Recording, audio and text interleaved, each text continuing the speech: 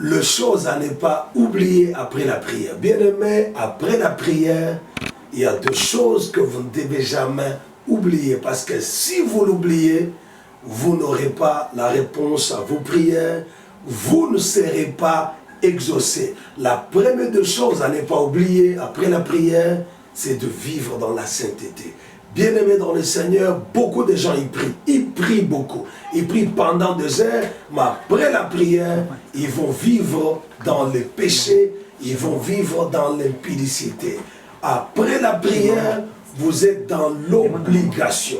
Vous êtes obligé de vivre dans la sainteté. Vous êtes appelés à vous séparer de toute vie, d'essuyer, de toute vie pécheresse, de toute vie mondaine, de toute vie païenne. Il ne faut pas prier et après la prière, aller tomber dans les péchés. Mais lorsque vous priez, que vous finissez de prier, vous devez marcher dans la sainteté. La deuxième chose à ne pas oublier après la prière, c'est qu'après la prière, il faut marcher dans la crainte de Dieu.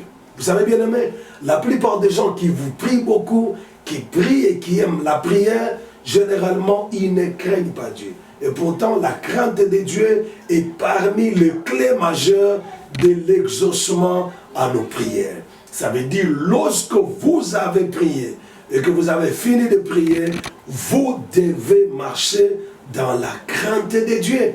Bien aimé, comment un homme qui ne marche pas dans la crainte de Dieu peut s'attendre à être exaucé par Dieu? Dieu n'exauce pas les gens qui ne les craignent pas. Parce que la Bible déclare que les lionceaux éprouvent la disette et la faim, mais ceux qui cherchent l'Éternel ne sont privés d'aucun bien. Mais qui sont ceux-là qui cherchent l'Éternel, qui ne sont privés d'aucun bien, si ce n'est ceux-là qui marchent dans la crainte de Dieu? Parce que la parole de Dieu déclare que l'ange de l'Éternel campe tout autour de ceux qui craignent Dieu et il les arrache du danger. Donc, bien aimé, il y a deux choses à ne pas oublier après avoir prié. Alors, la troisième chose à ne pas oublier après avoir prié, c'est de mettre sa vie en ordre. Bien aimé, vous êtes appelé à mettre votre vie en ordre. Mettez votre vie en ordre. Un homme de prière, une femme de prière ne doit pas avoir une vie en désordre. Une vie qui n'est pas ordonnée, qui n'est pas organisée. Mettez votre vie en ordre devant Dieu.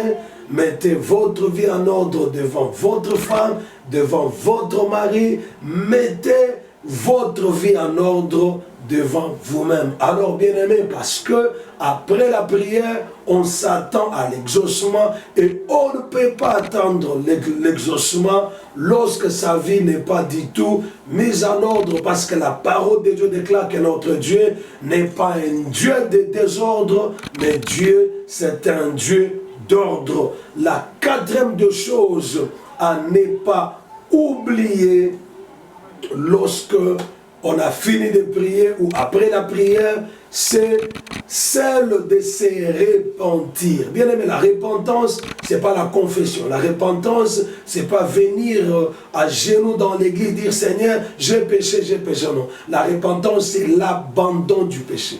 La repentance, c'est l'abandon du mal. La repentance, ça veut dire quelqu'un reconnaît qu'il était sur une mauvaise voie. Il prend la décision de faire demi-tour pour recommencer la marche avec le Seigneur.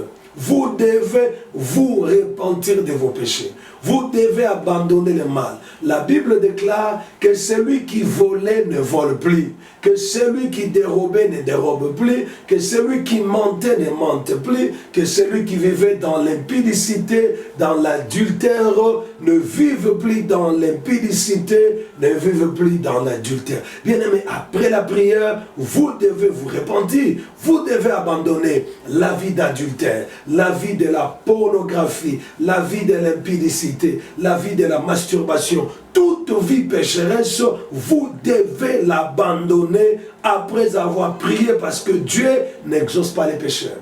Dieu n'exauce jamais ceux qui vivent dans le péché. Mais la Bible déclare dans Jean 9 qu'en toute nation, celui qui les craint et qui fait sa volonté lui sera agréable. Donc, après avoir prié, n'oubliez pas de vous repentir de vos péchés, de vous repentir de choses désagréables aux yeux de l'Éternel Dieu, afin que vous puissiez vivre la main de Dieu, vous puissiez vivre la gloire. Et la cinquième chose à ne pas oublier, lorsque vous avez fini de prier ou après avoir prié, la cinquième chose à ne jamais oublier, c'est de celle de vous lancer dans l'adoration et dans la louange. Lorsque vous avez fini de prier, bien-aimés, attendez-vous à la visitation de Dieu, attendez-vous au miracle, à l'exaucement, mais vous allez attendre cela dans l'attitude d'adoration. Donc vous devez adorer Dieu, vous devez le louer.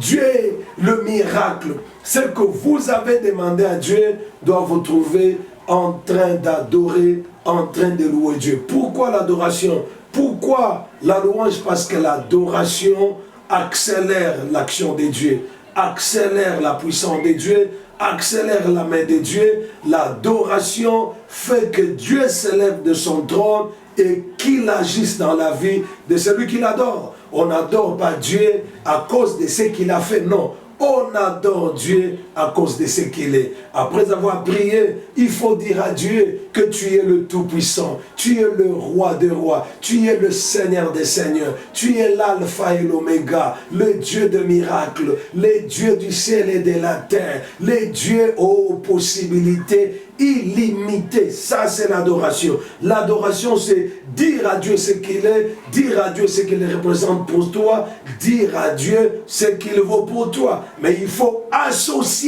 à l'adoration la louange. La louange, c'est quoi? La louange, c'est publier les hauts faits de Dieu. C'est rappeler à Dieu ses hauts faits. C'est publier la grandeur de Dieu, la bonté de Dieu, les bienfaits dans votre vie ou dans la vie d'autres personnes. On ne loue pas Dieu seulement à cause de ce qu'il a fait pour nous, mais Dieu, on peut le louer aussi à cause de ce qu'il a fait dans la vie des autres. Donc tu peux dire à Dieu, tu es le Dieu tout-puissant, le Dieu qui avait sorti Israël de l'Égypte, le Dieu qui m'a délivré quand j'étais accablé par les démons, le Dieu qui a combattu pour moi, qui m'a donné la victoire. Tu es ma force, tu es le Dieu qui ne...